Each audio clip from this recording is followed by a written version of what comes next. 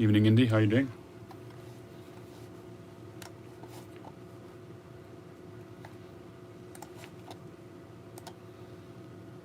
And Rich, how are you? Tim, morning.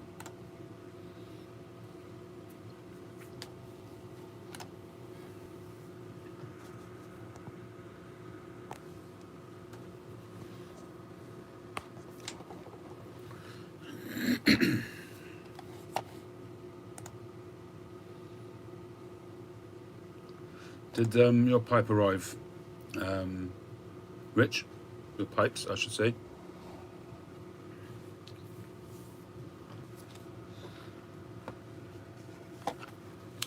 Good morning, Mike.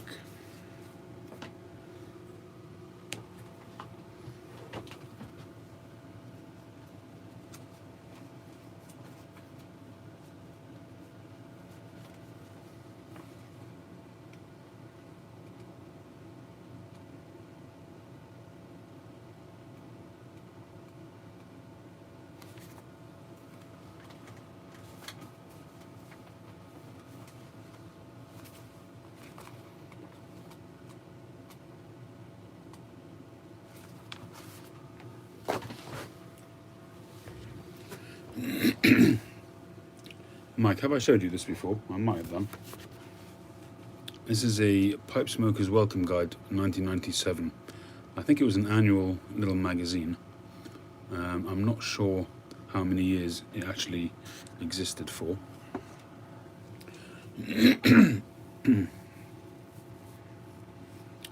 How you doing, Lee? But there's an article in here. So this is from 1997. There's an article here from writing from British Columbia. Reminds us, if you have a pipe, you are a pipe smoker. If you have two, you are a collector. Ring any bells?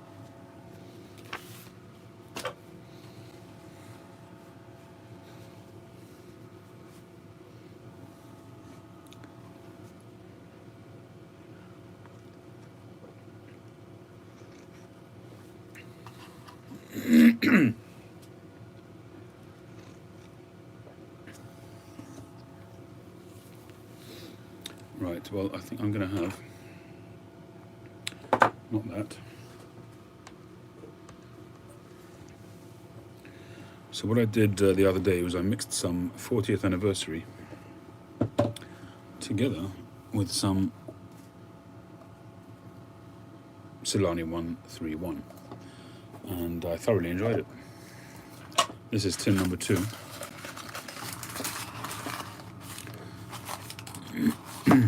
There's a fair amount in my pouch, so I haven't gone through the second tin that quickly, but at a fair pace.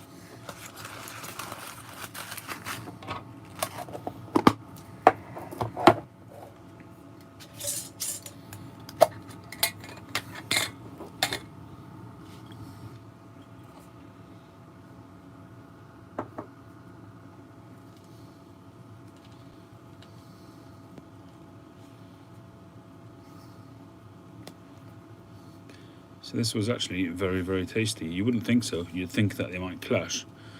40th anniversary, a very spicy, really full, sort of lots of flavours in there. Not necessarily strong, but a really full sensation of flavours.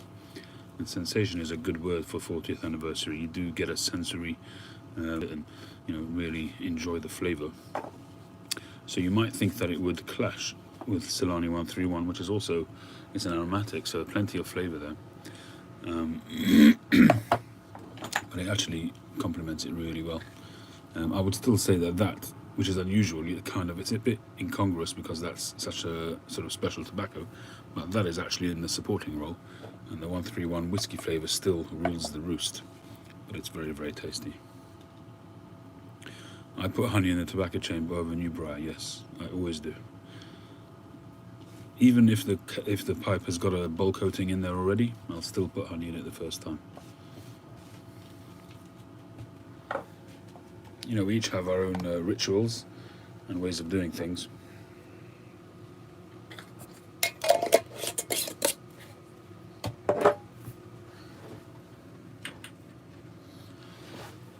The last two pipes I made, if you guys didn't see it, this is a commission pipe, which was the commission was to make a cutty, sort of with a slight cant. He wanted this scalloped finish, which I used on the Magnum. Wanted a band and a yellow stem.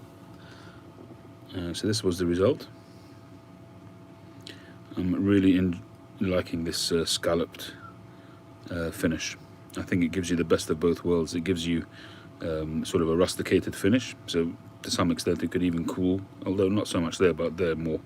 If you have a rustication on the bowl, you'll get possibly a cool, certainly a cooler pipe to hold, but you still get to see all the grain coming through. Obviously you have to sand that down and still retain those shapes, those individual shapes. It catches the light really well. So this is my stamping, LCS, 20 for the year, and 1 star of David. So most of my pipes will get a 1 star. Hi Juicy, how you doing? And this is the other pipe, which I made on Thursday, I think it was.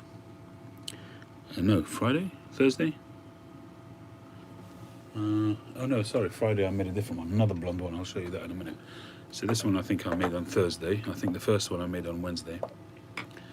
And so this one also pretty much sold straight away. Good thick walls, really nice grain. Truth of the matter is, if this was stained, it would be absolutely gorgeous. I mean, it's gorgeous as it is. Well, it kind of all started because of that commission. So, and somebody actually commented and saw these and said, there's no way this hasn't been stained. And look at the difference in the shades.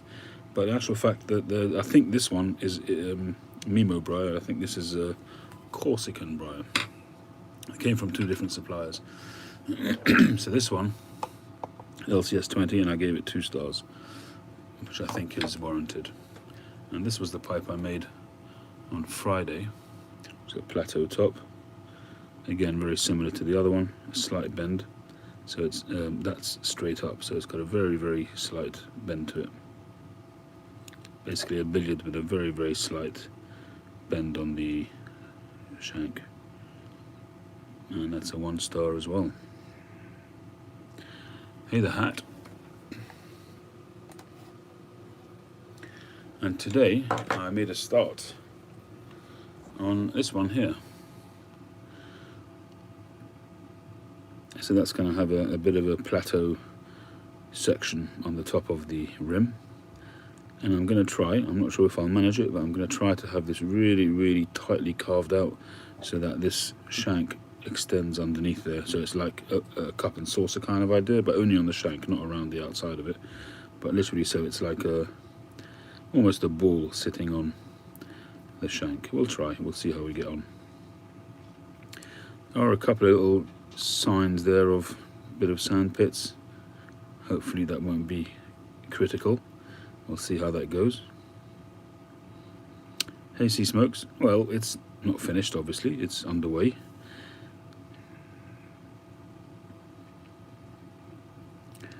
Drill came out beautiful.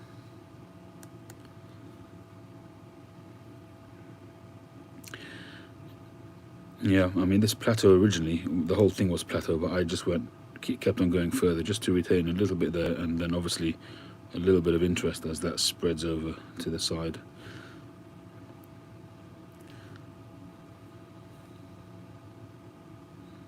Less is more, certainly, sometimes, yeah.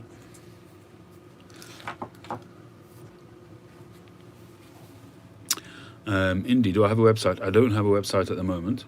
I do have one currently being made. When it will go live, I don't know. I've got to be prepared to sit down with the web designer and give him a few hours of my time, which is often difficult to do. So that's where we're at on the web design. But in terms of buying my pipes, it's a matter of keeping an eye on this channel. All the new pipes are posted on the YouTube channel. Pictures also go up on Instagram and on Facebook. On Facebook on predominantly 4 groups, so I don't put it on my own page, but it's just to 3 or 4 groups.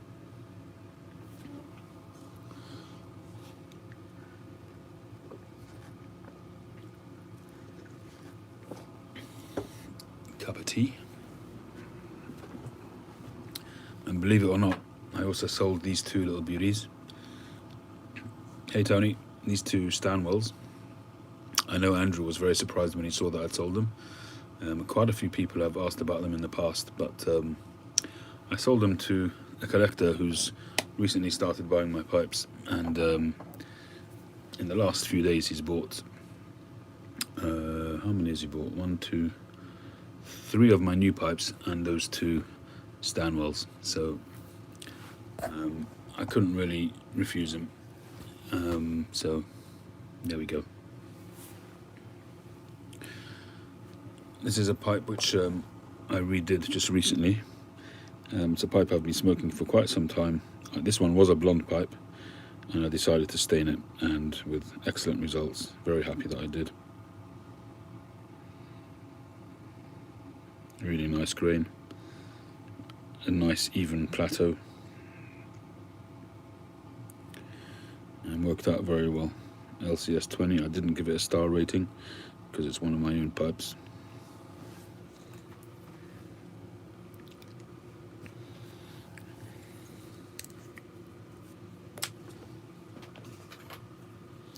Well, I guess there's no reason not to give it a star rating. It may be sold one day as an estate pipe, who knows. Really has got some lovely grain on this pipe.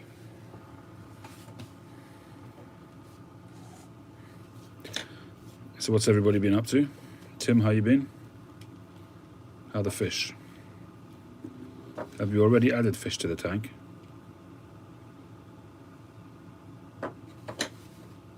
I haven't tried Flanagan. I've tried, I think 3, possibly 4 of their blends, and I think I'm trying to remember if any of them are flakes. It was a package which I received from Estival's tobacconist, but it was gifted to me by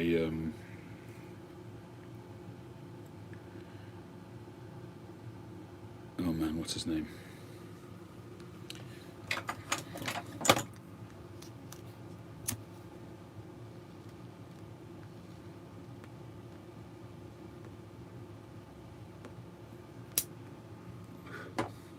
That's embarrassing.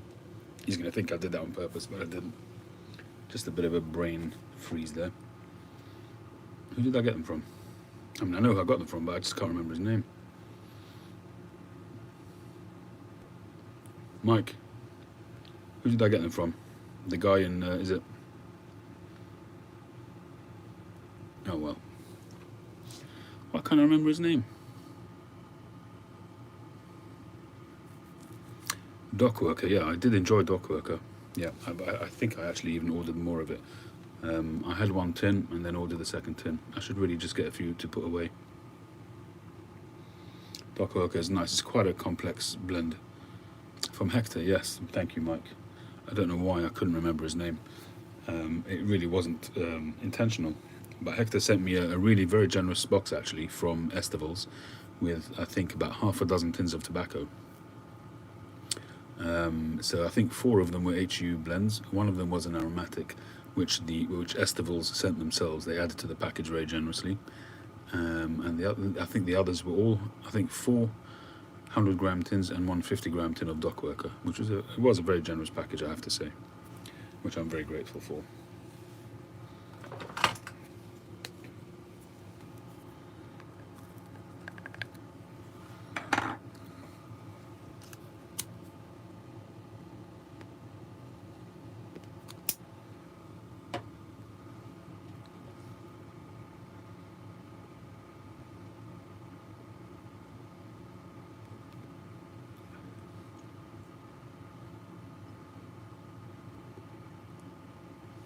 I've actually got a fish tank downstairs, quite a large one. It's been fitted into the chimney breast.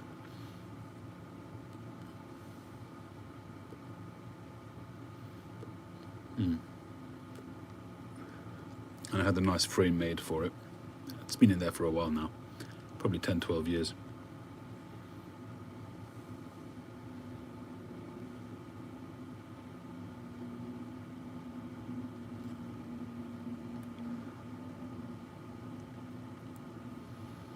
But I haven't got that many fish now. Hi Terry, hi Shibo. Which one? This one? This one? This one is sold. This is already sold, that one. In fact, there's only 2 pipes remaining of the ones that I've sold, which I haven't sent off. And both of them I was waiting for a response from the people that I sold them to. But that one's going to go on my next shipping. So I went to the post office, or my son actually went. I've been trying to stick to this social distancing and the lockdown. And the truth of the matter is, you don't really know if they're younger or less at risk or not. Originally, that's what they said. But anyway, so I'm going out every 7 to 10 days to the post office. The one standing on the table, this one.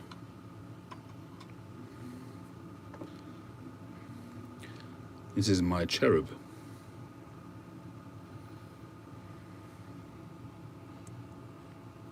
It's available if you're interested. Made that a while back. It was also a virgin, but I just stained it the other day.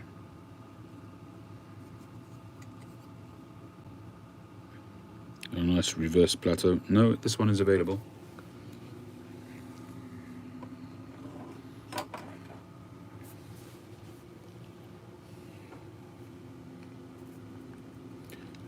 Get in touch with me, Shibo, and we'll work it out.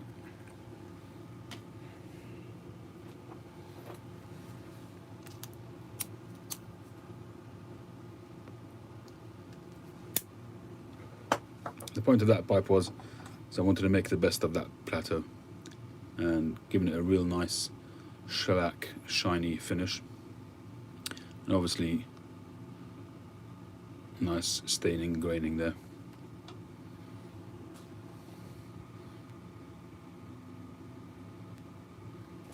Yeah, sea smokes. I think Etsy's only going to work once you've got a strong following, so you need to let people know all the time on your social media output.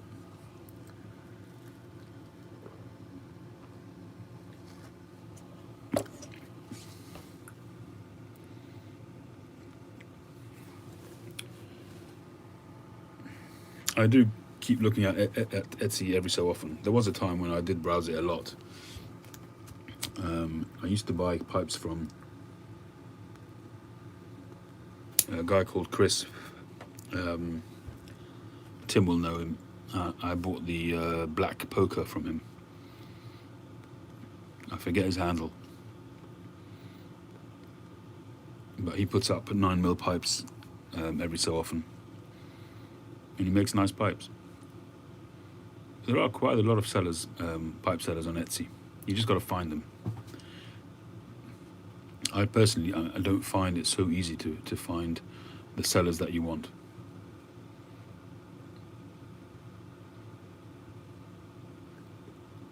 Go for it, Juicy.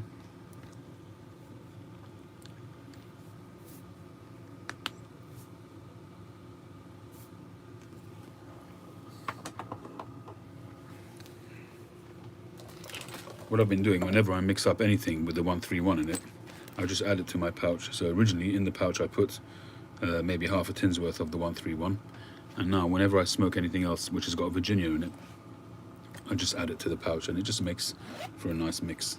But I know that the central flavour is going to be the 131 because it does overpower everything else.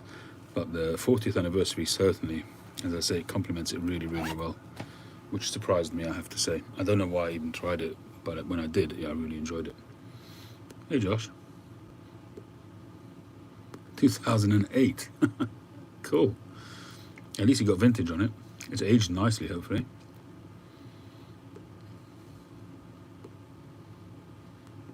I would say so, Juicy. Probably a good idea to dedicate a pipe to Latakia. It obviously depends on how many pipes you've got and how often you smoke the Latakia. The odd bowl of Latakia in a pipe which you smoke Virginias all the time may not be a problem. But if you smoke Latakias, even say once a day or 2 or 3 times a week, you probably want to dedicate that pipe to Latakias, I would say.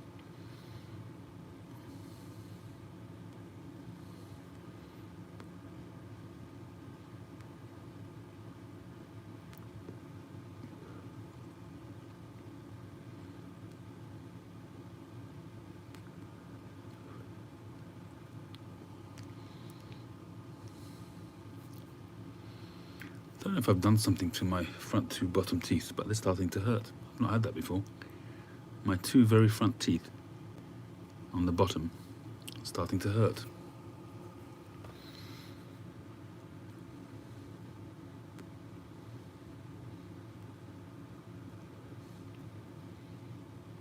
Well, we're supposed to be getting an update from Prime Minister Boris Johnson tomorrow about how we're going to start emerging from the lockdown. There were some conflicting reports coming out of government, but it seems now that they're going to great lengths to tell us that it's not going to be a quick emergence. You know what, Mike, that makes a lot of sense. The amount of times that I have to, but I've been doing this for a year, over a year, almost a year and a half now, but it's only just something, unless it's accumulative, but it makes sense what you're saying, because I do have to stop myself almost every single time I'm at the wheel. My jaw, my mouth, my teeth are clenched in a ridiculous, contorted situation. I don't know why I do that.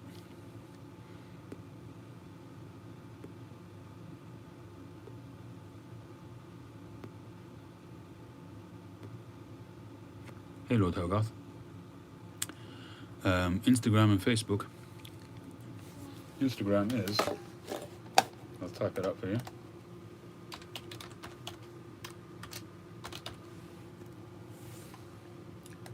That's Instagram.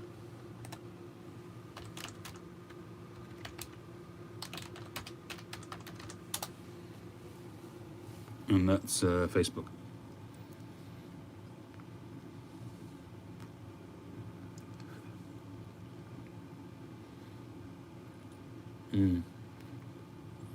But I wonder why we're only just starting to hurt now. Lord Hogarth, my sense of public discontent with the lockdown, I don't have a sense of the public's discontent. I just have a sense of what I hear and read in the press, which you can't rely on. But all in all, I think it's, even if it's exaggerated or if it's overkill on safety, up to a point, obviously, you've got the public interest in terms of the economy and people's livelihoods to consider. But where you've had 33,000 people die, I don't think anything's overkill. And people who whinge about that, I think they're stupid. They can whinge about how it was handled to start with. They can whinge about how long it took and why we didn't do the lockdown sooner. And why we've got 7 weeks of it is possibly because of that. But right now, I don't think it's an exaggeration. It's just not worth taking the risk.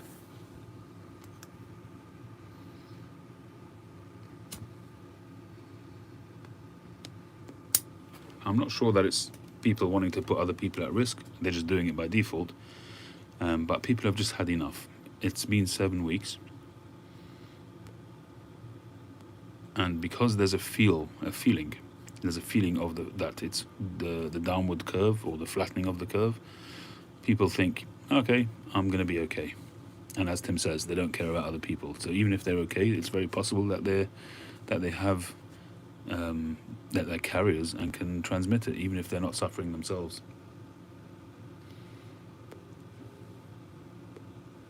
Hey, Dan.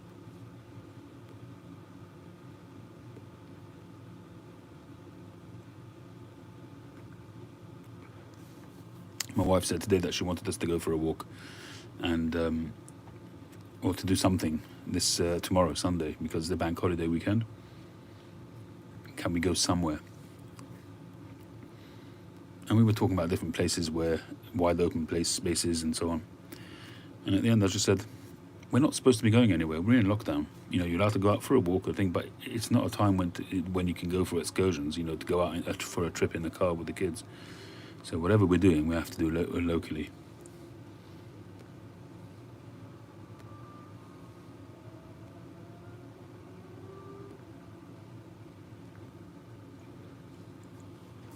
And you are allowed to go out for your daily sort of constitutional or exercise or whatever it is you do.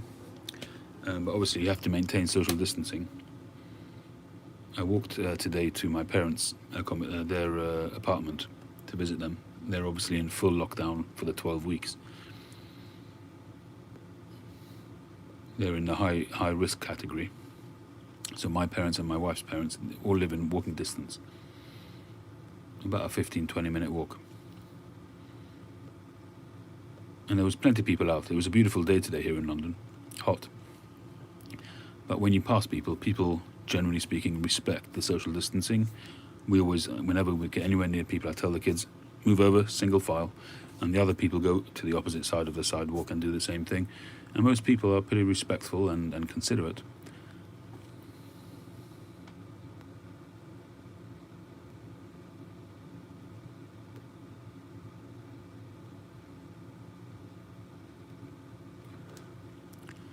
We had that here in London, certainly in my area. That's grocers were refusing entry, not so much refusing entry without a mask. They were just standing at the.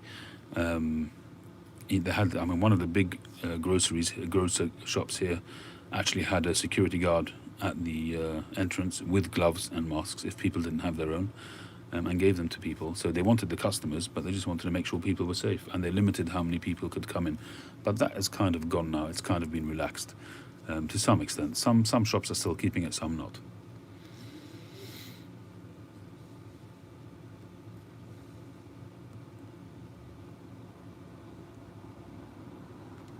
$48.36. Well, 48% approving of how it's been handled. I've got to be honest. The way the problem arose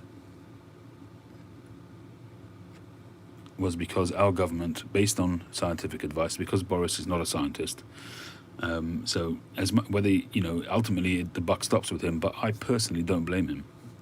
If it's based on the advice that he's given. In the beginning, it was all about herd immunity, and that was their whole concept. But at that stage, I don't think they realised how much of a killer this virus is. And it was only when Italy started to fall that he kind of, obviously the scientists changed their direction and said, we can't take this risk, and went into lockdown. That's really where the problem arose for us here in the UK. And Italy really was the fall guy. Italy is the one that really sparked it. Hey, Jeffrey.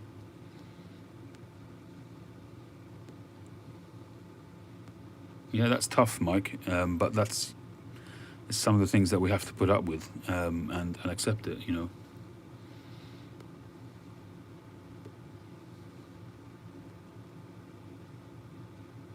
Oh, businesses are definitely hurting. I haven't clicked a camera in probably a couple of months now. Not a single job. I had to cancel a few of them in the beginning when it started, and obviously no more came in.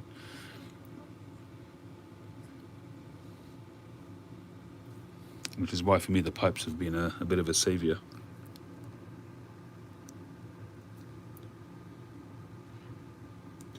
But, in times of challenge, you see the best and the worst in people, unfortunately.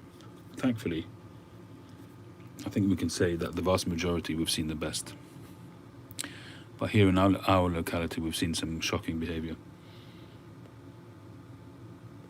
There's been groups of, dregs of society. And because so many people are getting deliveries now, because they're not going out, so there's groups of basically hooligans, thieves, call them what you want, dregs of society, scum, posing as delivery people. And they're ringing on the bell, and people opening the door to accept the delivery, and then they barge in and basically traumatize the people in the house and rob them. There's been 2 in my own street. My door is locked and bolted, front and back, 24 hours a day at the moment, and that's pretty rough. During the day it's generally okay, we go in and out and unimpeded, but once it gets towards the afternoon and evening, we just keep the place shut down. And if somebody does come for a delivery, most of the delivery people now, they leave it on the doorstep and step away anyway. So if they don't do that, you'd wonder why. Today we had a delivery, and we didn't open the door. I asked who it was. They said delivery. We went around into the front room, looked out of the front window to see the guy, and we could see it was the postal service guy. So and he'd already stepped away. He was already out of the front garden. So we knew it was okay. It was legit. And what I've told my kids now, even the older kids, if somebody comes to the door with a delivery, they've got to ask for the name and address of where they're delivering, and to see it on the parcel. Because if they're dodgy, they won't know the name and address. So that's what we're doing at the moment, which is, as I say, the best and the worst. Thankfully, it's only very few who are scum.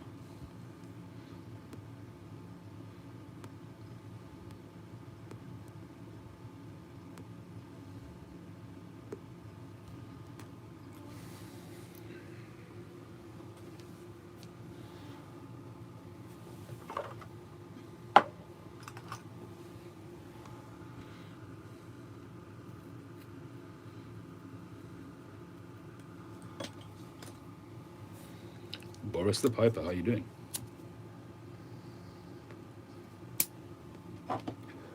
I do get a bit nervous actually, because I'm out in the garage sometimes very late at night.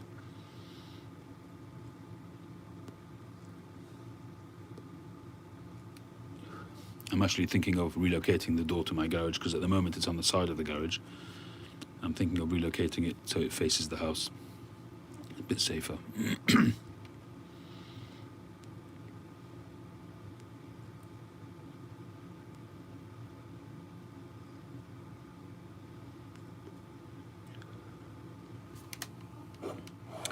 Has anybody tried this, not the 333, where's the one that I got from Tim?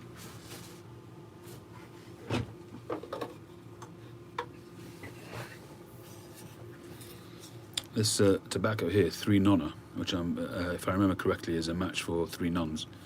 I've got to try that, I still haven't opened it.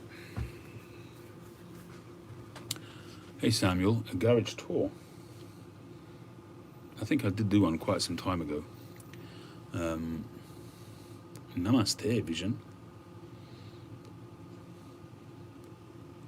But I haven't done a proper tour of it because, number one, it's really small. And it really is not much. I'm making the most out of quite a small area. And I have like 2.5 working surfaces. And it's covered in wood and wood chippings.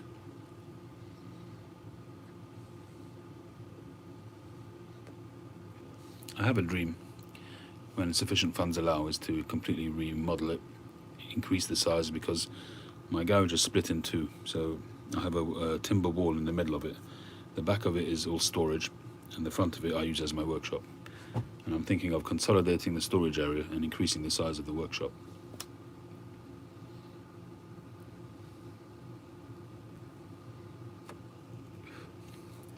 Well, if it's a match for the original 3 Nuns, it's probably quite pokey.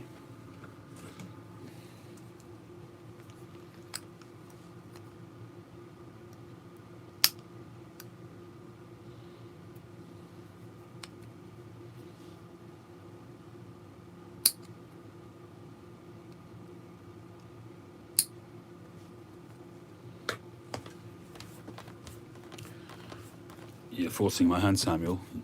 You're going to force me to clean it up a bit.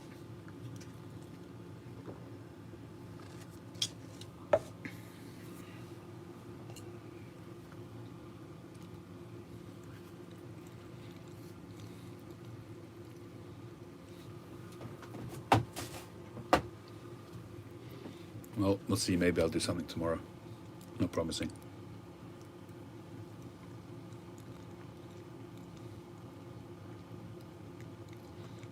That sounds like a good plan, Boris. Wouldn't mind joining you. What's the weather like in Finland at the moment, this time of year?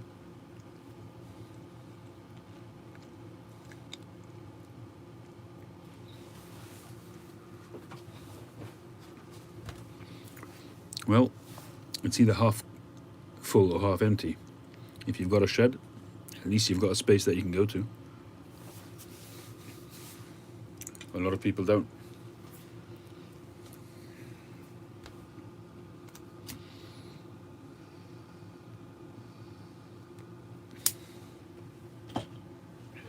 And you've got to keep her indoors happy, haven't you?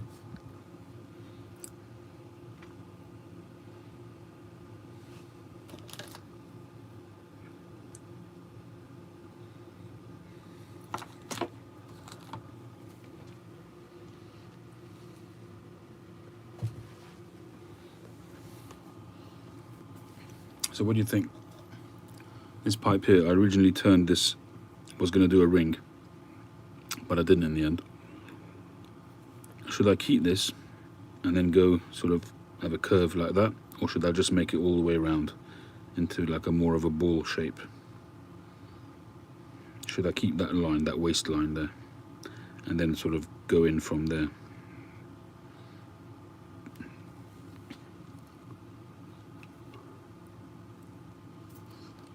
So this I've already sort of sanded up to 400 grit on the lathe. See ya, Mike, thanks a lot. You reckon ball shape? Oh, you think I should keep the line, Orchard?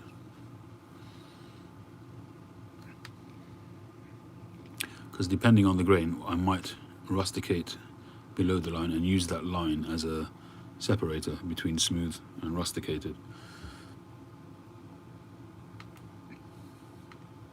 And this shank, I haven't really decided what I'm doing with it, whether I'm going to go for my new scalloped finish, or whether to go round, or whether to do like a oblong shank, like a semi-square shank. I haven't decided that one yet.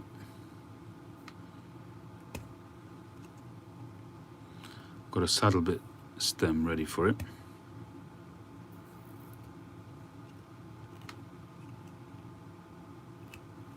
Well, this is how the scalloped rustication looks on that shank there.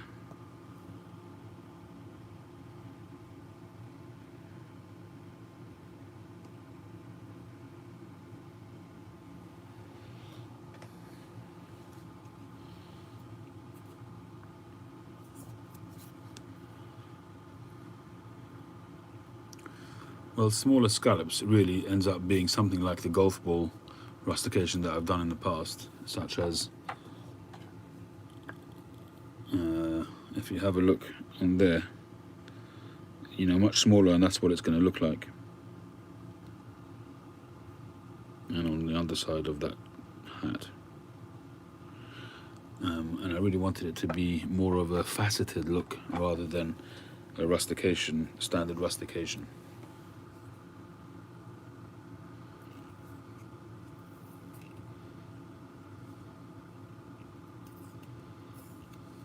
Yeah, I still haven't decided what I'm doing with that church warden. It might just stay unsmoked. And maybe I'll light her up one day. Keep the line. Okay, we shall see how we go. So this bit here I did on the lathe, so we get that completely perfectly round. Good night, Tim.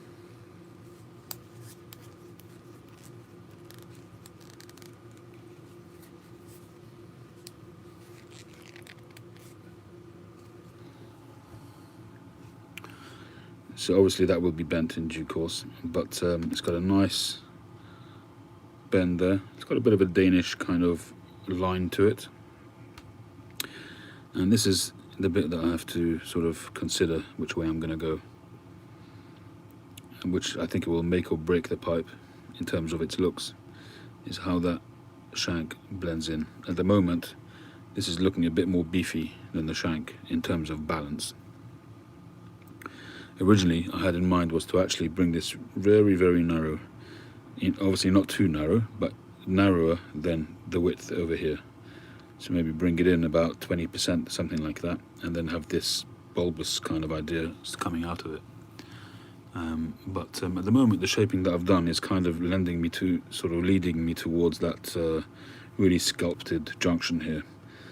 So that's almost like a ball sitting on top of that sort of spoon effect underneath the ball. But I think there's some really nice grain behind that. So I don't know if I even want to rusticate it, we'll see. I might just rusticate this shank, maybe that would make sense. That might be a nice idea, is that if the ball grain ends up being good, maybe I'll leave that smooth. There's a couple of sand spots here and there, so maybe that makes sense, is to rusticate that and leave that smooth. That will be a very kind of Danish kind of look.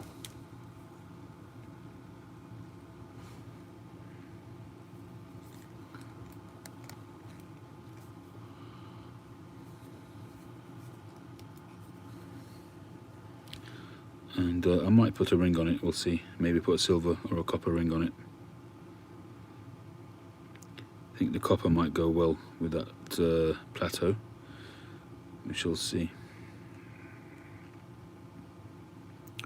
So that's what I did earlier on this evening.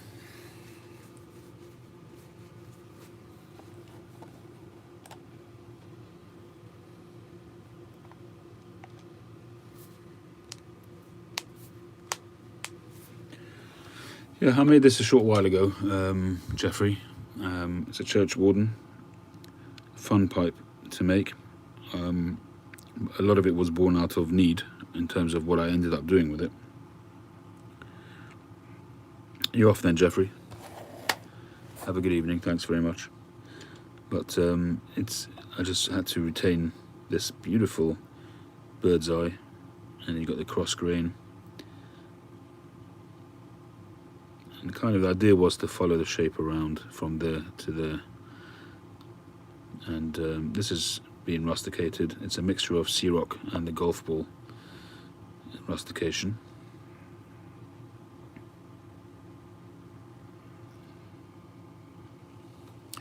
I've had one Vulcan pipe which ended up going back to the place I purchased it from.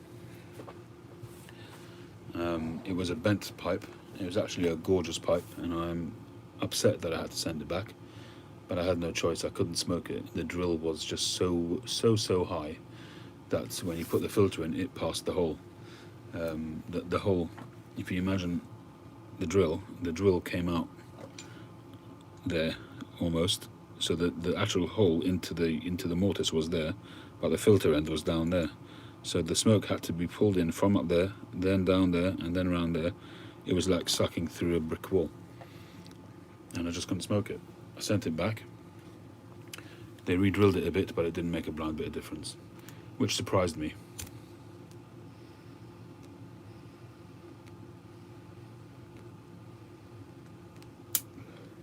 But in any event, they were very good about it. They took it back. They credited me or sent me a refund, I don't remember.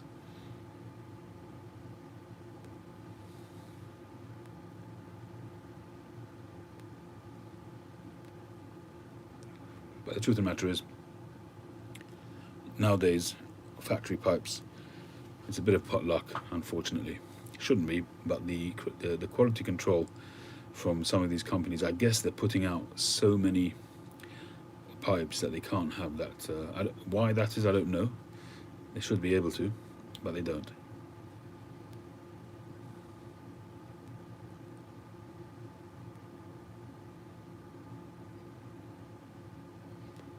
So in the beginning, when I first, in the first year, I would say, of smoking a pipe, I bought a lot of bent pipes because that's what I preferred.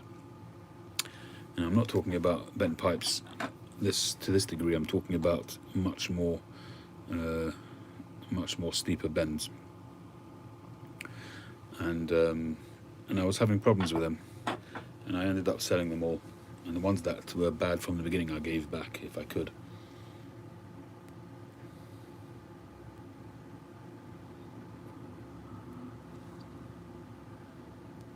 But making pipes myself, I recognize the challenge. When it comes to a steep bent pipe, it's really hard, especially if you're making a filtered pipe.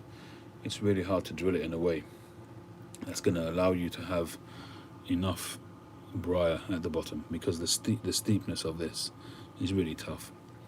I'm actually thinking of doing an umpole soon, and to see if what it's like, and see if I can manage to do a decent drill on it. I've not really done a full bent pipe yet. So I'm thinking of doing an umpole, and we'll see, because I actually like the smokability of a bent pipe. It's much more comfortable on you.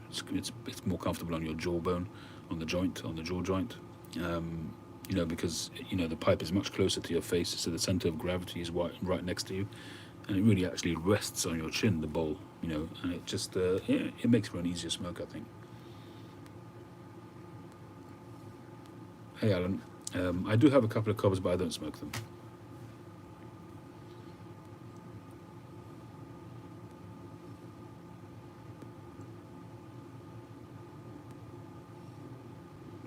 I've yet to enjoy a single smoke from a cob. Obviously, I tried them when I bought them, I had a Dagner cob as well, a Dagner Meerschaum, Missouri Meerschaum collab cob. Tried it. I've had a Jake Hackett cob. Tried that. None of them have worked for me. Probably not because there's anything wrong with cobs, for sure not, because thousands of people use them and love them. But probably because I didn't persevere enough. Maybe I should have put a pipe mud in the bottom and I probably didn't do any honey treatment at the time. It was early on, so no, I've not given it enough effort probably.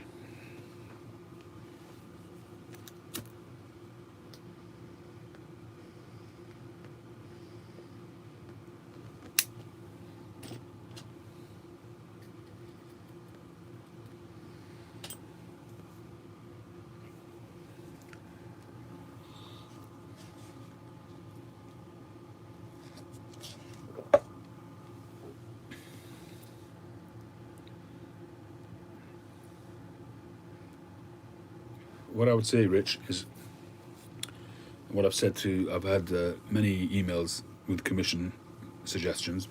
So far, I've managed to do all the ones that I've accepted. What I would suggest is if you could either do me a diagram, like the one I got from the other person that I did the other day, which I showed on my video, or if you could send me a picture.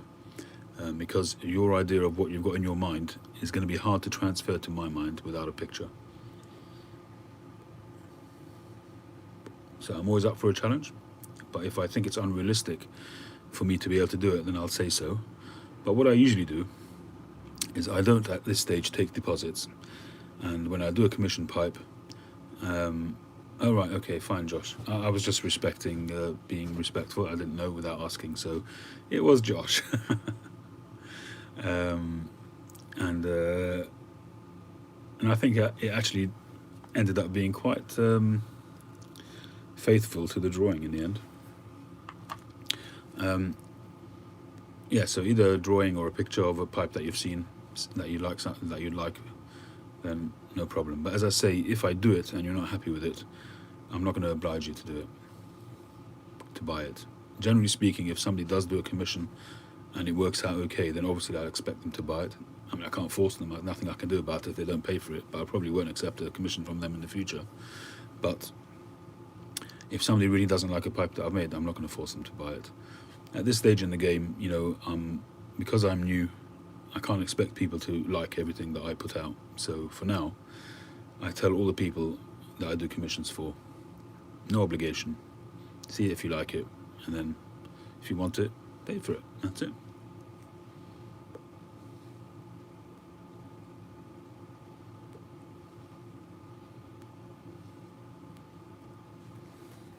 It's all part of the game. I know that some people in the past, when I've, queried about a pipe that I've liked, I've seen from a maker on Instagram or something like that. Thank you, Josh. Appreciate that.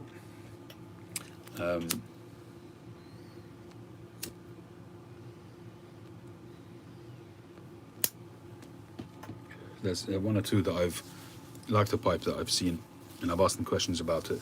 And when you're buying a pipe, especially if you're spending, say, $150 or $200, you want all your questions answered. You're not in a shop. You can't pick the pipe up and see it.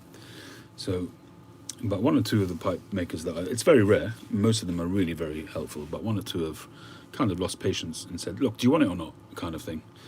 And I had one guy who really ripped into me big time. I would never buy a pipe from him. Never ever. And that's just ridiculous.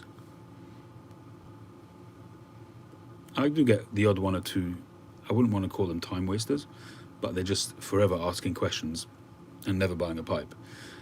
But I'm pretty sure one day, if they see something that's in their price bracket or something that they're happy with, they'll buy it. There's no gain for me to rip into them,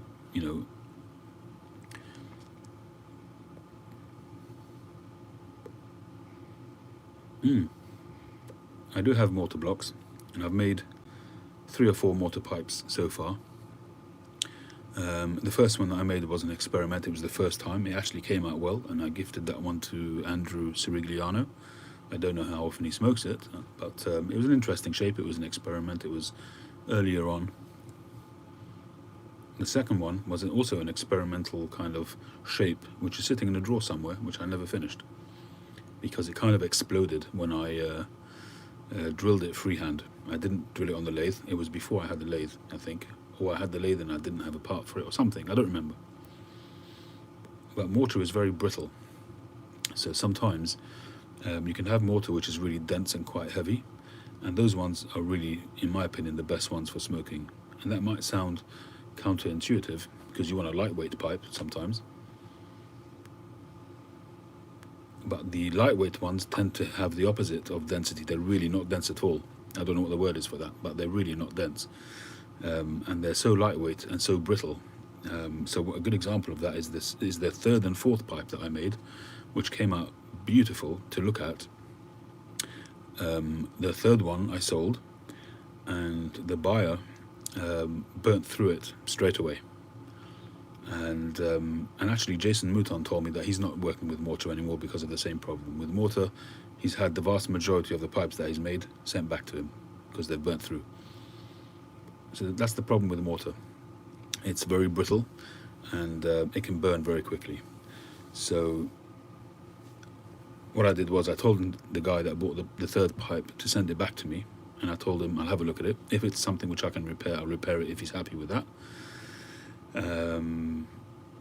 If not, I'll replace it. So in the end, he sent it back to me, and actually, Josh, you had a similar, the pipe that you bought for me, that Ascorti pipe, that one with the sort of the void just by the draft hole. That's exactly what happened with this mortar pipe. A whole chunk of the bowl, the inner part of the bowl, had basically come away. So what I did was I made them a brand new pipe, and this time I put a bowl coating.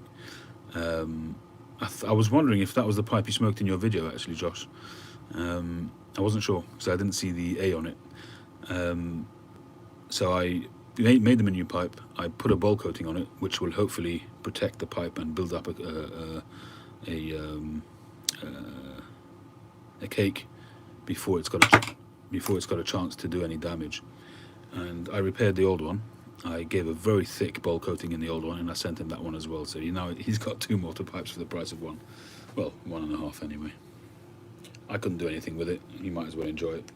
I hope he still is smoking them both.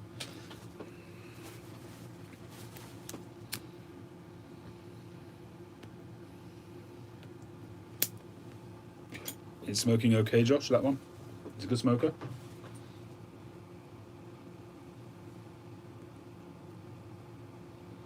Yes, Orchard, exactly that. It's immature charcoal. That's a good way of describing it. If you imagine the brittleness of charcoal, that's kind of halfway to it.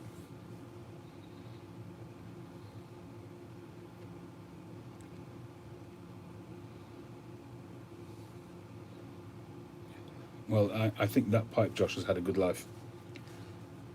That's probably why it probably hasn't, a chunk probably didn't drop off it. It's probably just been smoked a lot.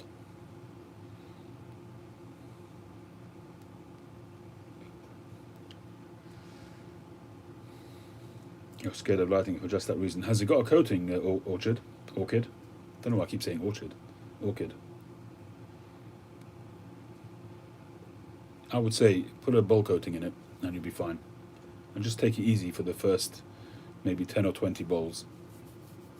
Smoke it cool, don't let it heat up too much. It will heat up anyway when it's new, till it's got a cake. Would you say the pipe is light or heavy or average for its size, Orchid?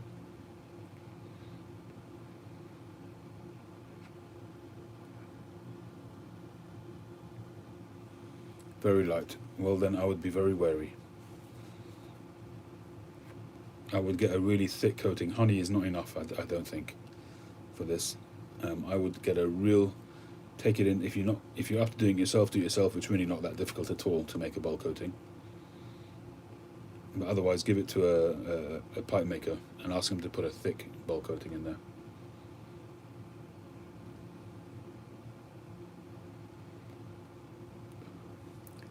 The 320 rusticated Oceana. That's the one with the blue and white marbleized stem, isn't it?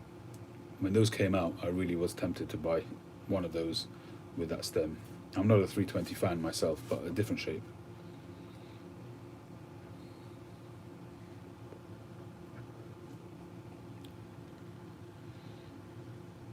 Yeah, okay, I would do that. It's a shame for it not to be smoked. So,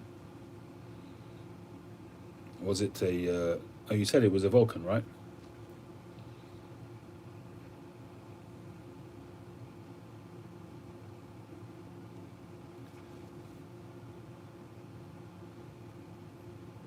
And Vulcan pipes, if I remember correctly, all comes from that same sort of small group of families that made pipes in Italy. Whether it was Caminetto, Castello, Ascorti, Don Florian. Oh, okay, fine. Well, if you bought it from a reputable retailer, you could probably ask them to do it, because most of these reputable companies will all have pipe makers who work for them. So, for instance, one of the companies that I buy from, which is a fantastic company, is the Danish Pipe Shop, and they have access to, I think, if I'm not mistaken, I think Tom Eltang has a stake in the Danish Pipe Shop these days, financial stake. I think he's a partner. I'm not sure. So I think he does a lot of their work. So when they get estate pipes in, a lot of the estate pipes that you'll buy will have a fresh bowl coating on them, and I'm pretty sure that it's done in their workshop. There's a lot of collabs done with the Danish Pipe Shop and Tom Eltang. So Tom Eltang has his own listings on the shop, but you've also got the celebratory pipes, the commemorative pipes for the Danish Pipe Shop are usually done by his workshop. So not necessarily done by him, but they'll be done by people who work there. So what you'll find is that a lot of the up and coming carvers will do an apprenticeship in his workshop for a few years, and then they'll suddenly start putting up their own pipes. Sandro, ciao. How are you? I'm doing well, thank you. Enjoying a lovely bowl of tobacco, which is a mixture of McClelland's 40th anniversary and Solani 131. Lovely tobacco. What this does, actually, if you're interested, is that the 131, because it's an aromatic, can be a little bit hot, a little bit bitey. You dilute it with a bit of 40th anniversary or another similar Virginia, and it just tempers it a little bit, and it becomes a really nice smoke. Oh well, you can't do wrong with Rick. You can't go wrong with him. You're in the States then, I guess, Orchid.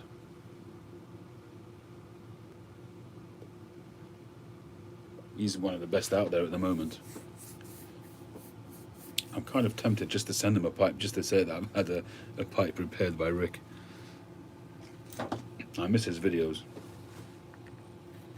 He used to sit in the workshop together with Joe Case. Rick used to work in Joe Case's workshop, but now they've gone their separate ways. Joe moved, set up a new workshop, and then he stopped making pipes for a while, and he's just now restarted. He's been posting a lot of pictures on Instagram. Rick sold a business? Oh my gosh, when was that? That's news.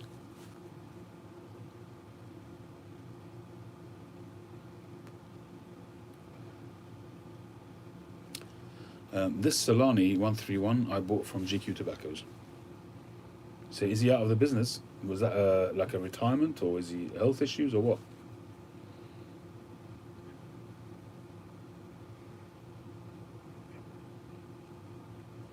New Mexico. Is he doing pipes out there?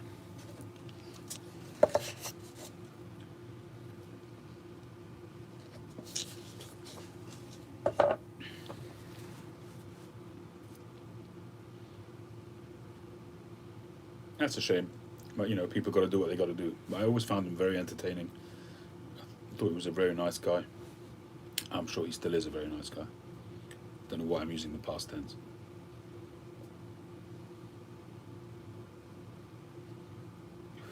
My bowl coating, well, the main ingredient that you need for bowl coating is charcoal powder. Once you've got the charcoal powder, you can pretty much mix anything with it. in order to make it moist and to make it paste.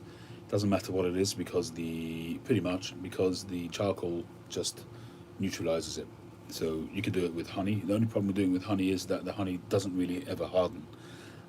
So that bowl coating will be quite sticky. It'll obviously caramelize and harden once you smoke in it. But when you send somebody a pipe, you don't want to send them a sticky pipe. So some people use yogurt, some people use cream cheese. You might think that's crazy and you're going to end up with a smelly pipe, but you don't. It neutralizes it, and that's it. My charcoal powder I got on eBay. It's very easy to get. I got a big bag of it, and you only need a drop for each pipe.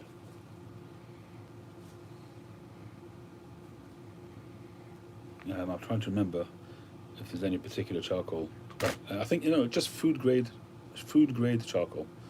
You buy a bag, maybe it's obviously very light, so you can buy, I don't know if it's like a pound bag or half a pound bag for 10, 15 pounds.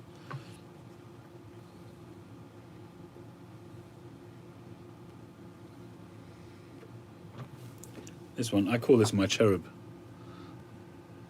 because of the wing look to it.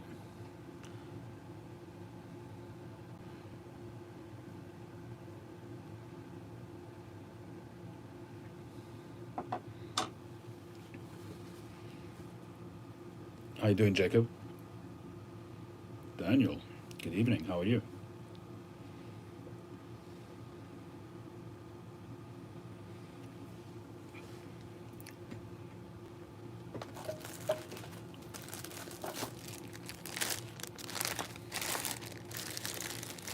Just going back to the coronavirus for a second. I'm in the middle. I'll show it to you in a minute, Daniel. I'm in the middle of a pipe at the moment. Depending what time I finish here, I'll either continue it tonight or I'll go out in the morning.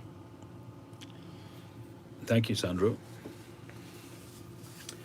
Going back to the coronavirus for a second. I've been watching and seeing in the press a little bit, criticism of whether it's in the UK or the USA about the numbers. But I think that one thing which I don't hear the press talking about very much, hey Road King, is about the proportions. The US has 350 million people, and I'm not trying to say that. I don't know how many thousands have passed away in the States. Is it now something like 60,000 or something like that? You've got to really do it per capita. You've got to really, the statistics have to be based on per 1,000 people or per million people, how many people have died. And that will give you a truer picture of how the virus is being handled.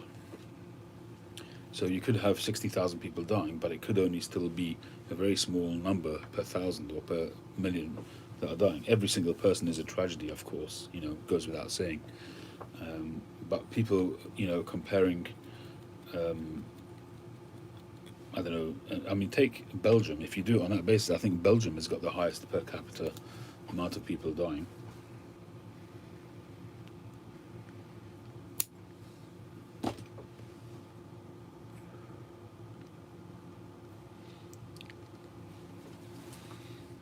This one here.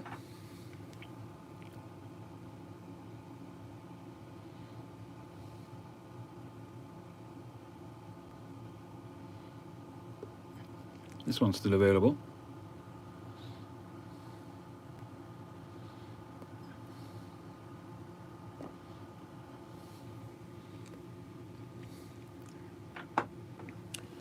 No sweat, Rich. Thank you very much. Have a good night. No, never got tested, Daniel. At the moment, people only get tested if they go to hospital. And thank God I never went to hospital. So from that perspective, I'm really happy that I didn't get tested. But at some point, when they come up with tests for people who think they've had it, to see if they've got the antibodies, that's something I would like to do.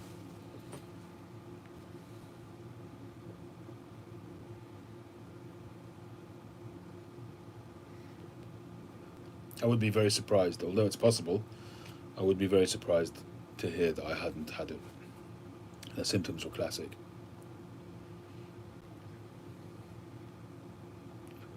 There's the answer to your question. I read your mind, Daniel.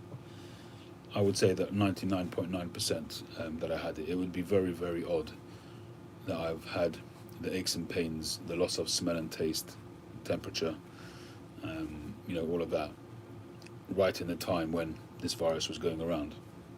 And to have it for 3.5 weeks, which is something I've never had thank God, I've never had a cold or anything like that to last that long. It's not to say that I couldn't, but as I say, it would be very unlikely. I'd be very surprised if I was told that I hadn't had it.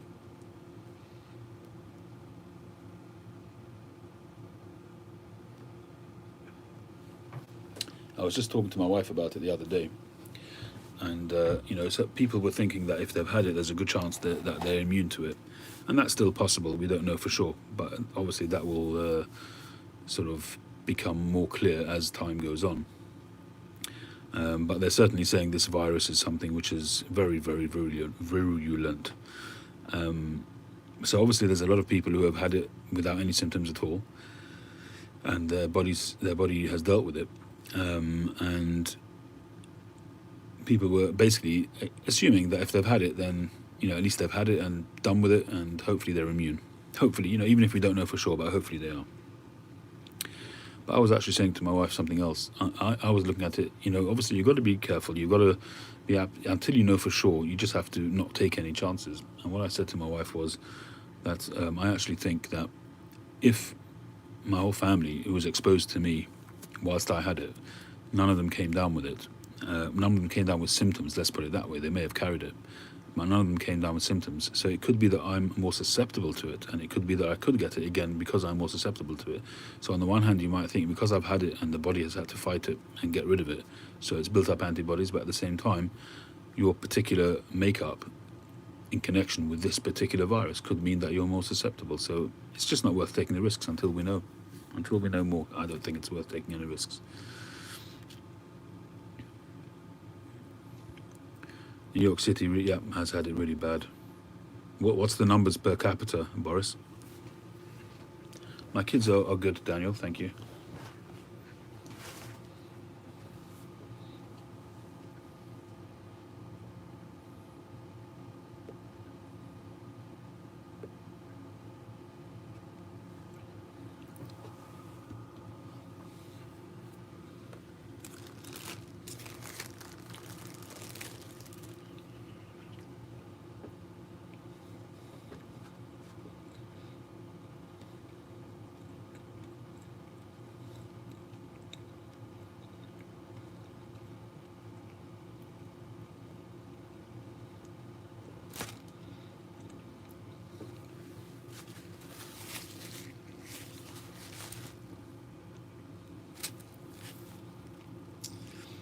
Well, Boris has gone on record as saying that at one point he thought he was a goner. And he credits 2 nurses there, he says, that saved his life. But the thing is, he was in intensive care for 3 days.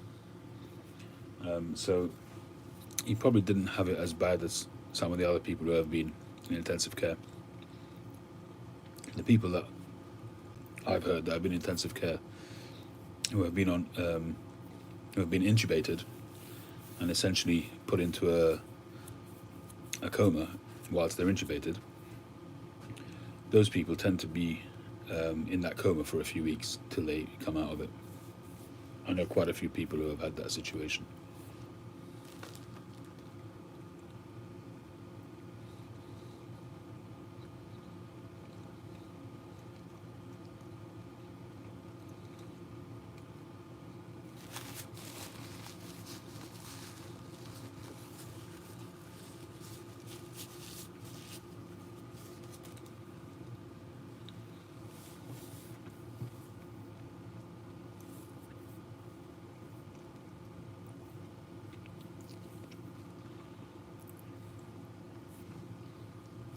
Yeah, in terms of the care homes, here in the UK, it's currently really doing its rounds in the care homes now.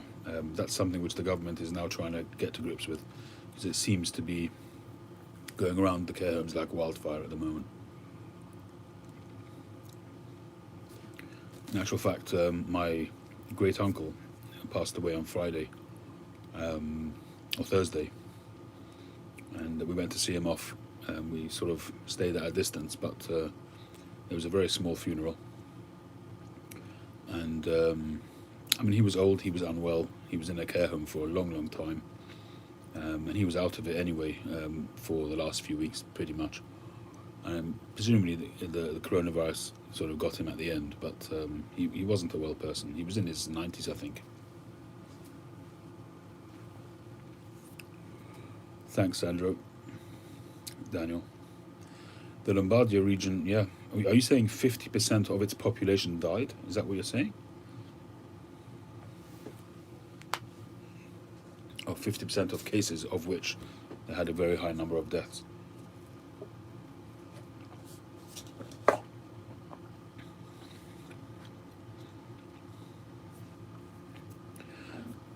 Well, seeing people with masks is depressing, but I think it's going to be a new norm for a good few years to come, and I think we need to get used to that. You know, the Far East countries in Japan, places like that, China, a lot of the population in Hong Kong, they wore masks as a matter of course, because they had things like SARS and that kind of thing breaking out there. So it's been a norm. I don't think that's such a terrible thing. I think that we just have to do what we have to do.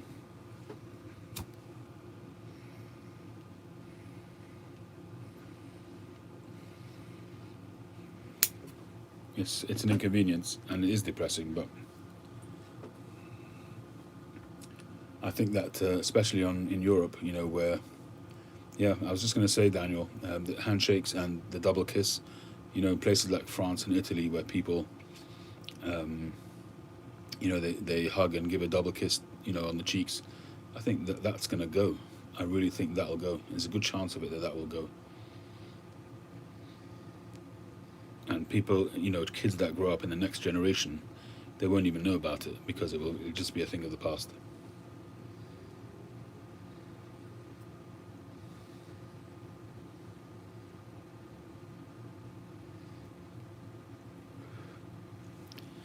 Yeah, I get that, Josh. I wear glasses, and they do steam you up and stuff like that. I have that when I'm making a pipe. You know, before this coronavirus hit, when I'm wearing my mask, I ended up buying that electronic mask, that powered mask, which goes over your whole head, which made life a lot easier. But the front shield got very dusty. I went back to the first mask that I bought, which has got a double filter, you know, a proper professional, not one of these ones that the nurses and things walk around with, but a proper professional ones with two filters on the sides, you know, with cartridges in them. I couldn't get it comfortable when I first got them, but now I've got used to it, and I wear that now all the time. I don't know why I'm not using the electric one, but maybe it's just too cumbersome, I don't know. But I've ended up using the other mask, which I bought before the electric one. I paid 20 quid for it. It sat around in my garage not being used. And now once the coronavirus came along, I wore it once or twice outside, got used to it. And I wear that in the workshop now.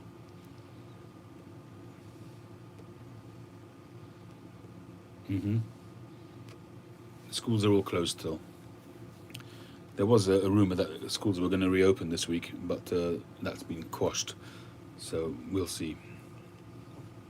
At the moment, all the schools are closed. It's not obligatory to wear a mask, but there are a lot of people wearing masks and a lot of people not wearing masks. At the moment, whenever we go out, we take masks and gloves.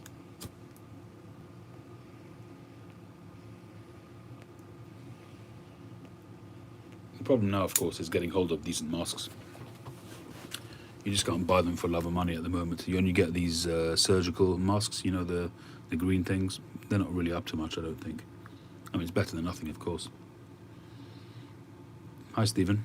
When you go inside a store, I definitely wear a mask.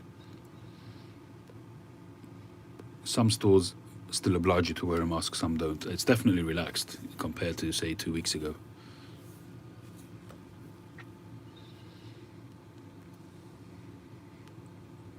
Definitely more people on the roads. When I'm doing my morning drives, I wouldn't say there's traffic yet, but it's not far off.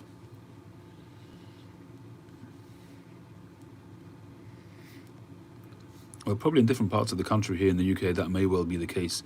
But in London, we're kind of feeling that it's kind of moving away from London now, and we hope that that trajectory continues.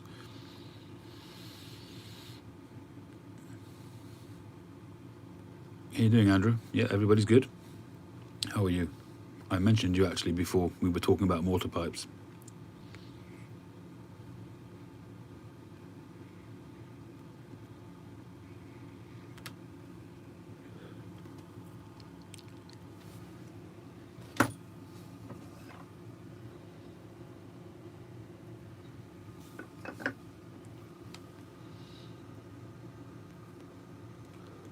Well, if you had them back in January, probably most people didn't even know about it at the time, and thankfully you got through it.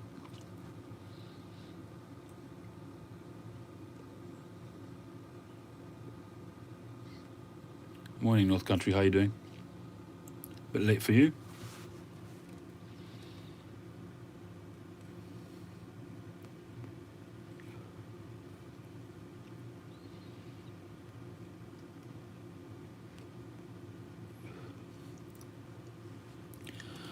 No loss of taste. Well, I only just really in the last few days got, I would say, all my taste back. Maybe there's a 0.5% of it not there, but pretty much I've got it back. If I would now feel reasonably confident to do a video on a tobacco or a cigar.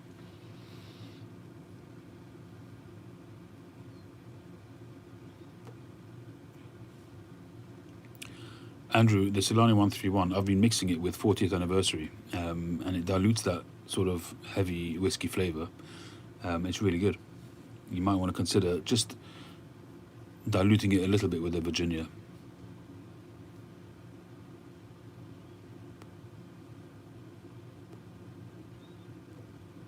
Loss of taste and smell I had. I got the smell back before the taste. The loss of taste lingered for a long time. And as I say, I've only just really got it back.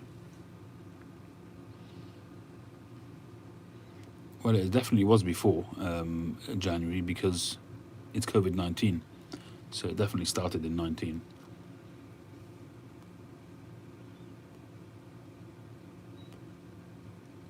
No, it's not a Magnum pipe, Daniel. It's a chunky pipe, but it's not a Magnum pipe. Have I given it a grade? I would give this one 2 stars. I've started grading my pipes with 1 and 2 stars. I would give this a 2 star, except for the fact, which is not down to my making, is on some of the bird's eye you can see a little bit of, it's not even plateau, but it's just a little bit of creasing there, a little bit of scarring from the plateau. So I could just say it's plateau, but I don't know. I'm not sure how much depth I've got in the bowl if I wanted to sand it out more, but I sanded it quite a bit to try and get rid of it, but it kept on sort of persisting, so I just stopped sanding because I could end up going right through it.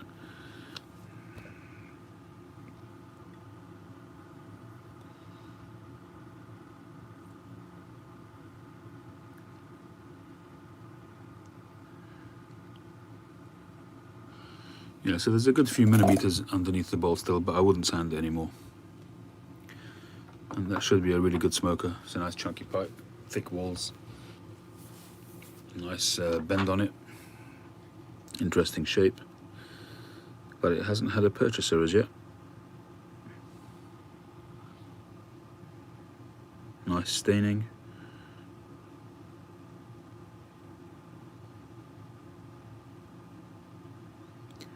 And my scalloped texture there, which I've really been enjoying. I think it looks good.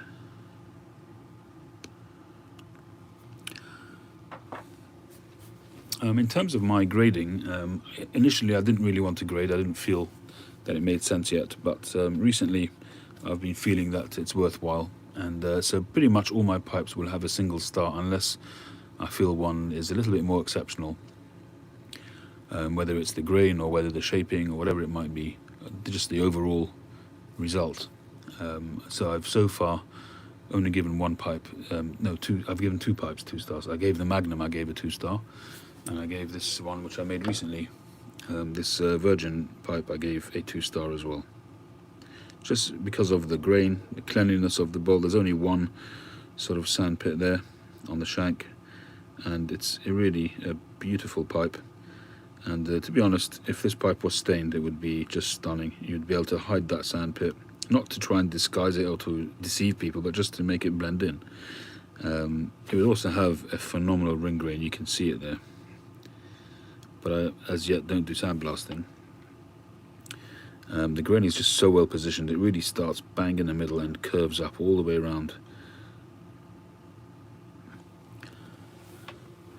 I think that as I stand at the moment, it'd have to be really, really exceptional if it was to go up to 3 stars.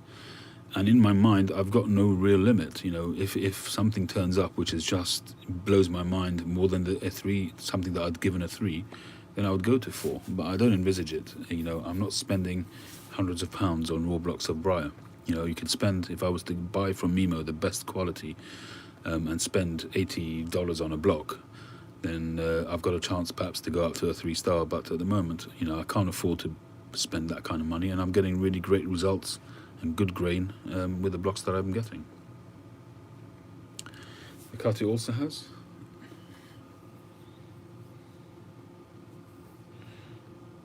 Yeah, the Cutty actually has got probably a better grain. It's got a tighter grain. So you can see it there, and it actually would work beautifully with the shape of the bowl. It would be like that, it would go across there, all the way across. It would actually look phenomenal. It's a shame that I don't do blasting, but there you go. Hopefully in the future. Once you stain black your rusticated pipe, what do you do after that? Do you just buff it? I mean, you don't sand it much at all before buffing when you rusticate. So, I've made a few mortar pipes, Daniel. I'm probably not going to make them very often. I've got a few blocks left. Maybe I'll make some. Maybe, and the grading would be the same. It depends how happy I am with it. In terms of rustication, what you need to do is, the first thing is that the shape of the pipe has to be a good shape. So although you won't go up to a high grit to get a smooth result, but your shape, you can't, in my opinion, you can't disguise a badly shaped pipe by rusticating it, because the balance won't look right. So you need to first have a good shape. So this pipe here, for instance, is a good example. So it's actually quite a shallow rustication on this pipe, so the shape would have to be good. So even if you're at, say, an 80 grit or 120 grit, which in terms of pipe making is quite low, your pipe has to be, in terms of its shape, in my opinion, you know, you can do what you like, but in my opinion, it has to look like a finished pipe almost, just not smooth yet. So the shaping has to be good. Obviously, you've got to allow enough thickness in the walls so that it can take the rustication. Then once you do that, you rusticate the pipe, and depending on what finish you're looking for, if you want some of the grain to pop through, then you wouldn't stain it black, so you'd obviously stain it a lighter colour. So what you can do is you can, before you start rusticating it, and you've sanded it, say, to 120 grit, stain it black, and then take that stain off after it's sunk in for a few hours or overnight, so you'll have allowed the grain to take on some of that darkness. Then rusticate, and then you could either stain with a very light colour, and the graining will still come through the rustication. But if you're doing black and you want it to get a shiny finish, you need to just coat it with shellac. You need to just somehow get some kind of wax on there, so that it will, effectively, you're putting a plastic coating on it, and then that will allow you to shine it. You can use micro mesh pads. Yes, you can, Daniel. You look better with the mask, Lord Hogarth. Very good. Does that make sense, Andrew?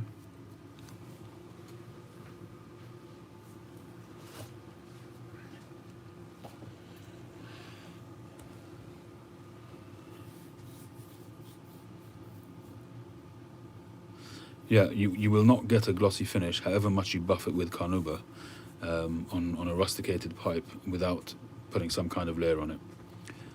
So you want to get you can get a liquid shellac or anything like that. The problem with liquid shellac is that you can't use it on a smooth pipe. unless you dilute it and you learn how to apply it. I haven't yet got to that stage. If you look at Tonti's pipes, is it Derek Tonti? Tonti is an Italian pipe maker. He's on YouTube. He has a video showing how he does his shellac finish, and he does do a very high gloss finish. I don't see him doing it so much these days, but he has done it where he puts the shellac flakes in a little sort of a rag and makes it into a little ball, and he's obviously diluted it with, I don't know with what, some kind of spirits, and then he just gently rubs it over the pipe. But the problem is, because it's thick, it's almost like treacle. So once you go over it, you can't go over it again because it will streak. It's very hard to apply it unless you, as I say, you dilute it, and you have to learn how to do it. And I have not done that. There is a school of thought that people say you shouldn't do it because it puts a seal on the briar, it stops it breathing. But there's really high-grade pipers makers out there who say that that's all a load of bunkum anyway, because the pipes don't breathe as such.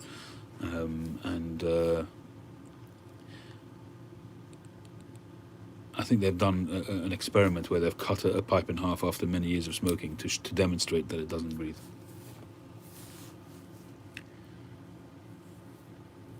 Yeah, so he's been showing the flakes recently, and he had a clip on Instagram recently showing that.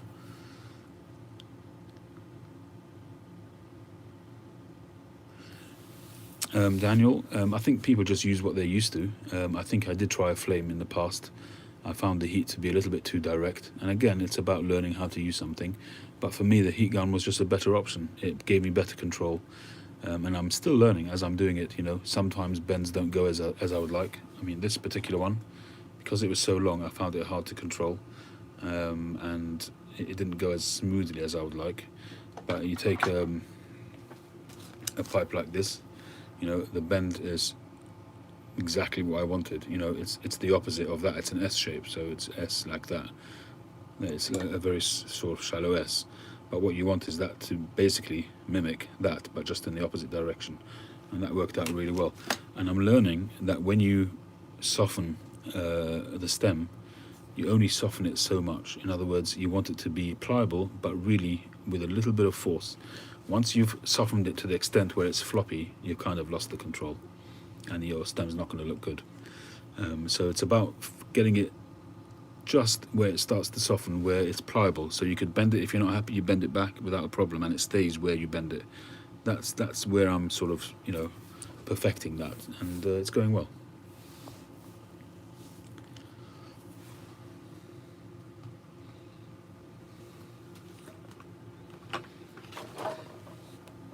Where is it? Here we are.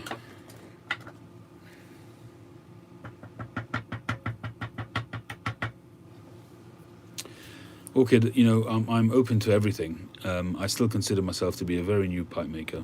I'm only a year and a year and a half, and that's pretty early doors for pipe making, from what I understand. And I don't have a need to use horn and amber, things like that, which are just a little bit more complicated. At the moment, what I've got my eye on is making adornments. So I've started using silver and copper rings, and they've worked out really well. And what I want to do is to make some godettes. So what I'm thinking of doing is making like a rounded, maybe out of acrylic, to slip over the end of it. But my second chuck just decided to break. So I use a smaller chuck for doing the stem sort of stuff, and that broke. So I have to invest in something else. So I will be doing that with that in mind.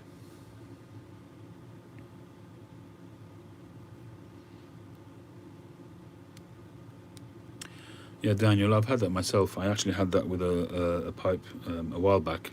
A very nice pipe, actually. It had an orangey kind of stain. Every time I smoked it, my hands were orange. I don't know what. Obviously, there was some issue with how they mixed up that stain, because it just wouldn't dry.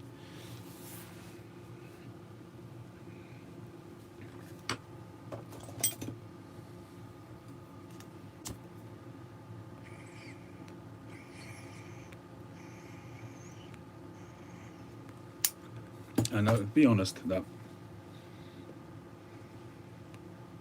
the type of pipes that I make, Although I can't say at this stage that I've got a particular look to my pipes that people, it could be other people do recognize my pipes, but I personally, when I look at my pipes, I wouldn't necessarily say that I see a theme.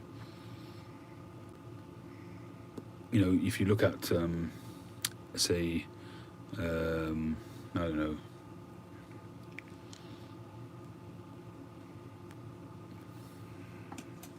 I'm trying to think of a maker, my brain's not working. If you look at, say, a Moretti pipe, if I look at a Moretti pipe, I can say it's a Moretti pipe. I'll recognize it. There's certain things I recognize: his rustication. I recognize how the rims dip into the bowl, and I'll recognize it. I don't see that in my own pipes as yet, but I have had people tell me that my pipes are sort of in the tradition of English pipes, but with some flair, with some creativity, and that's really what I want to do. It's to have a classic kind of stem and briar, but without too much fancy stuff, but with something to make them interesting. That's essentially where I'm going, I think.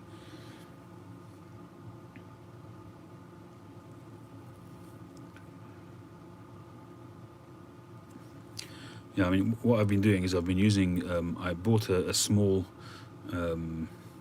record, it's called Record 2000, I think it's called, a small chuck. The chuck itself is okay, it's the jaws that broke. The jaws themselves are okay, but the bolts that bolt it to the chuck, they just sheared off. 2 of them sheared off on Friday. Thank God, not while it was on the lathe spinning.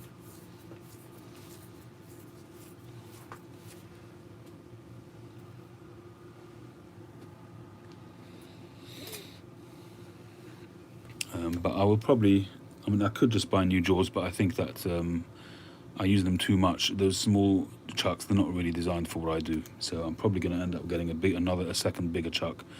The main chuck that I've got is a pretty hefty big chuck. I think it's one of the biggest in the line, from Robert Sorby.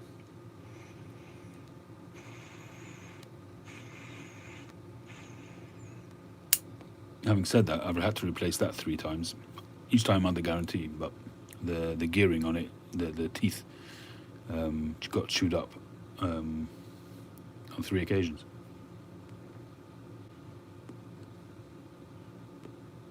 Truth be told, I should have a second chuck anyway for emergencies, because if anything happens to the existing one, that's it. My workshop is closed until I replace it.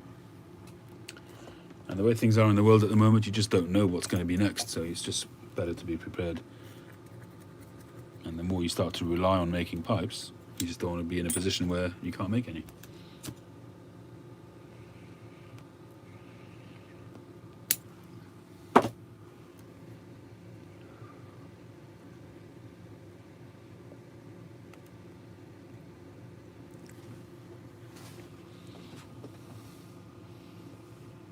I'll have to have a look at that. And maybe, Andrew, if you don't mind, send me details. Maybe I'll pick one up.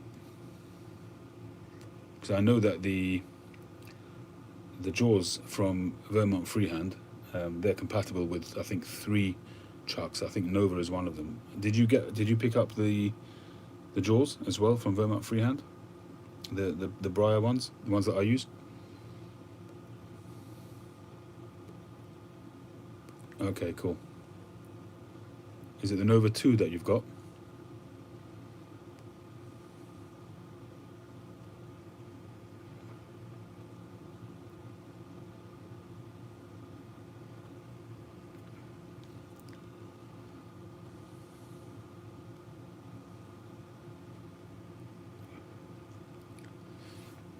Anyway, send me the details. I'll have a look, because I've struggled to find good jaws that enables me to do the work that I do with stems.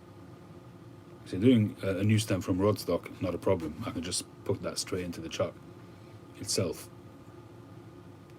And I was using pen jaws.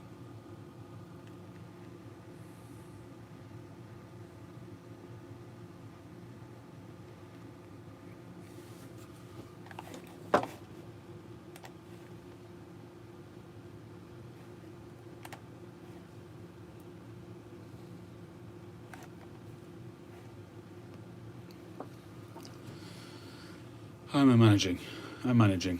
I'm not going to go into my finances right now, Sandro, but at the moment we're keeping our head above water. but I'm not doing any photography, that's for sure.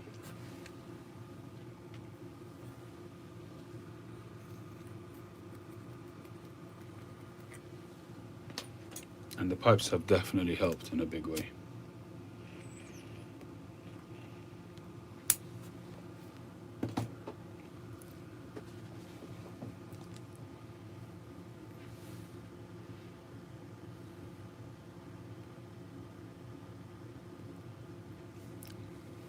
So what's everybody else been up to recently?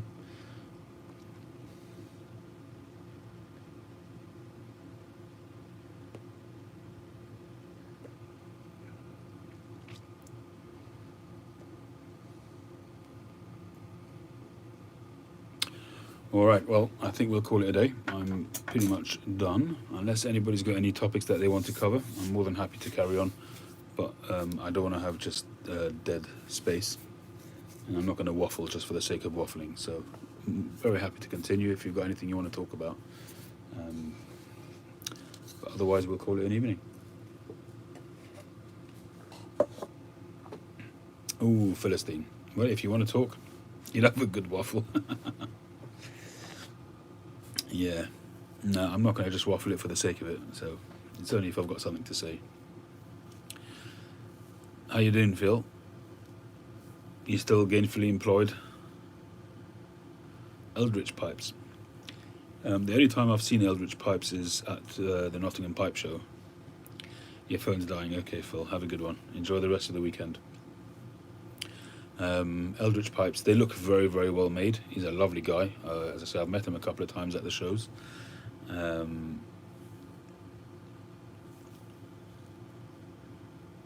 Yeah, very nice. His pipes are beautiful. His pipes are very perfectly put together, very accurately put together from what I've seen. Yeah, great pipe maker. I think good price point, if I remember correctly. And yeah, he's making his own rods for sure. He's had a very good collaboration with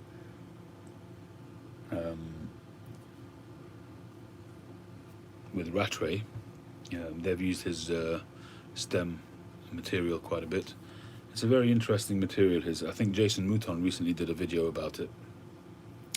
His stem material, I think what he's set out to do and has achieved that.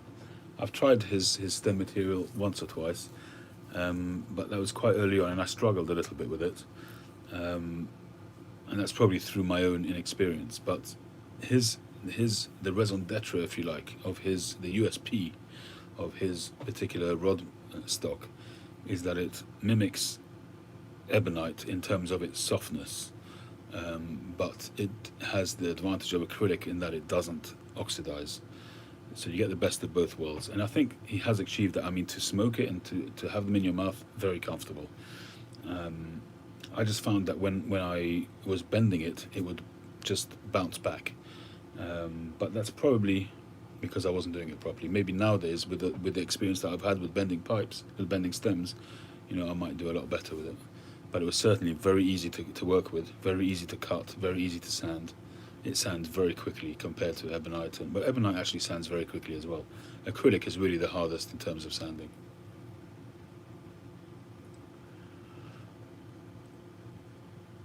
The 333, I think, is a navy flake supposedly with rum, which I didn't get. So to me, it was quite a bland tobacco. The 3 Nonno is a match for 3 Nuns, which I haven't tried yet.